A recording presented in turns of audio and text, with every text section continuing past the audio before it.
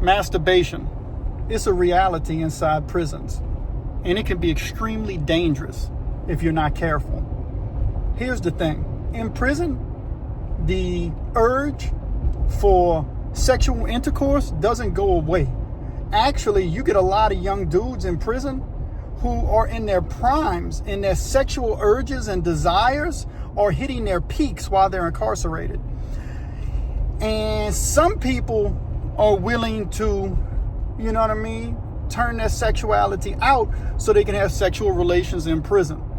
But not everybody in prison wants to be involved in homosexuality. That's just a reality. Some people just like to masturbate. And in prison, masturbation can get you unalived, depending on where you're doing that, because it's looked at as a sign of disrespect. And today, I want to tell you about a story where a dude who was on the top bunk got shanked till he couldn't breathe anymore, and blood was gurgling out of his mouth in bubbles. All because the dude below him wasn't just paranoid, but he was someone who was an extreme mental health patient, and they had him in a regular dormitory around regular people, and his paranoia drove him to the most unthinkable crime. This is the story. This old timer got put into the dormitory, and when I say old timer, you got to think back then I'm in my, you know what I mean, early 20s. So this dude was an old timer in his late 40s, early 50s. See, I'm what you might call an old timer now. But this dude was an old timer back then, and he got put in the dormitory. And they had a dude who slept above him, was a good dude, cool dude. Nobody gave nobody no problems. One of them dudes who was doing his time peacefully, wasn't involved in anything, and was eventually going to get out and go back to his family. But the dude who they put in the dorm, well, he was what you might call psychotic, crazy, schizophrenic, paranoid, delusional, struggling with his mental health to the point to where he should have never been around no normal people. And his very first night inside the dorm, he goes up to the officer who is roving the dorm, and he says, say officer, say Sarge, that man, he's jacking off on the top bunk.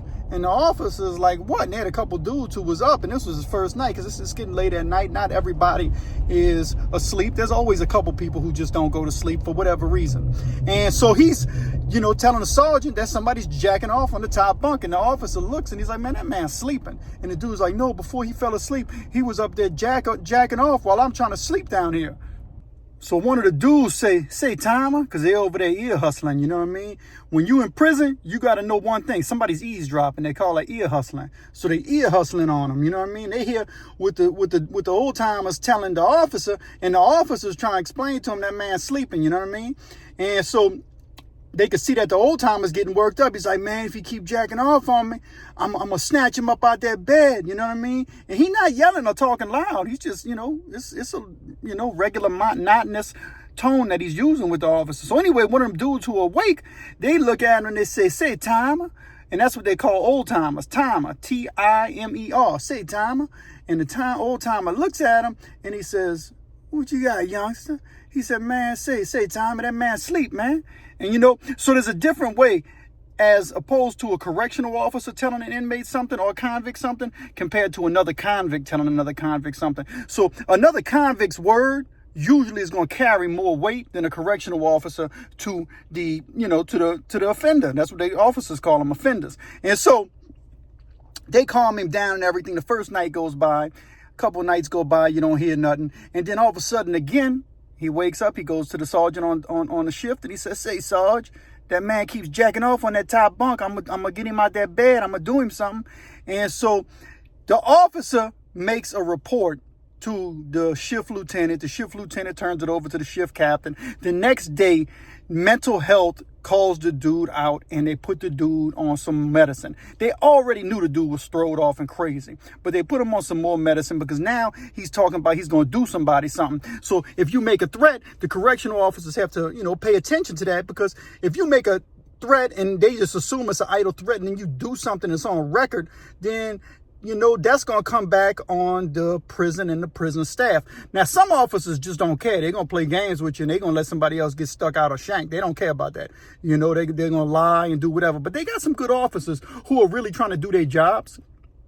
And they take their job serious, just like there are people who do all jobs and take it serious. When you go to McDonald's, some people take their job serious, and some people are just laying on a leg and they just want to check for nothing, right? Well, they got some officers who are really trying to do their job is to protect and serve, and so they trying to protect the inmates that they're responsible for. But this dude is tripping, this old timer, and ain't nobody on the top bunk masturbating. Furthermore, it's an open dorm. If the dude would have been up there, masturbating, somebody else would have got him. It just wouldn't have flew. If you're going to do that, you're going to have to go back to the toilet area, and you're going to have to do that inside the toilet area in the middle of the night, certain times where they got that done, and there's like a flag up, and everybody knows that's what's going down. It's, one man goes, next man goes, and, they leave the shop book back there. Well, he gets on the medicine. Time goes by again, the medicine helps a little while, and he's always complaining about his bunk. And then keep in mind, his bunkie knows about this now. And his bunkie, the dude who's on the top bunk, is not, he's ignoring. He's just not paying attention. He's like, man, that dude's crazy, man. I ain't doing nothing. You know what I mean? He's just talking outside his head. He ain't gonna do me nothing. Well, he didn't know how wrong he was and how short his life was. You ever seen those videos? He was dead. He was already dead, and he just didn't know it. Old boy in the top bunk, he was dead. He just didn't know it. Tama knew it, though, because Tama was telling everybody. So the fateful night finally arrives, and it's one of those nights where it was just quiet. Everybody was sleeping. If anybody was up, there wasn't, no smoke area.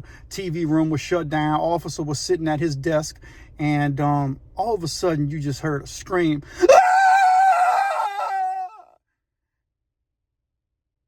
Everybody jumps up. Another scream. Dude stumbles out the top bunk on the ground. So you can hear him. Bloom, bloom, bloom, bloom. Thomas said, I told you quit jacking off on me.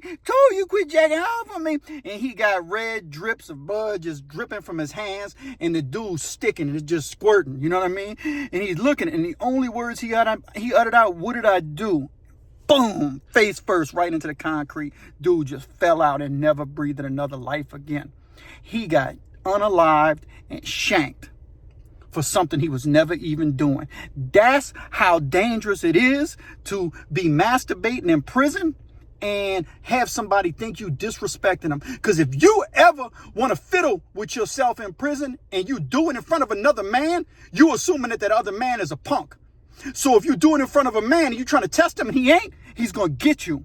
And that's what happens. And some people will just fight you because they don't want to catch no body. But crazy people like Tama, well, he didn't care. He was willing to catch a body in a case. And I don't even know how much time the dude had. Obviously, they rolled him out. I don't know where he went. He went to another prison. He might have went to the penitentiary in Angola. I don't know. But they got him out of there, and they got that dude out of there in a body bag. And he never went home to his family. And he died for something he never even did. And that's how crazy prison could be. And if you like this story, or anything other similar to the story, I got so many stories. I'm gonna put a story right here about the biggest, baddest, blackest MFer ever, right there in one of these corners. You need to watch this video. It's really good. Why don't you give me a like and a subscribe? You know what I mean? To the Pen and the Shank, the most unusual and unique crime and prison experience on YouTube. This channel is going places. Join the community and really give me a like and subscribe and go watch this other video. This the biggest, baddest, blackest MFer. You ain't never seen no video like this. It's crazy. You should check it out. Man, let's get it.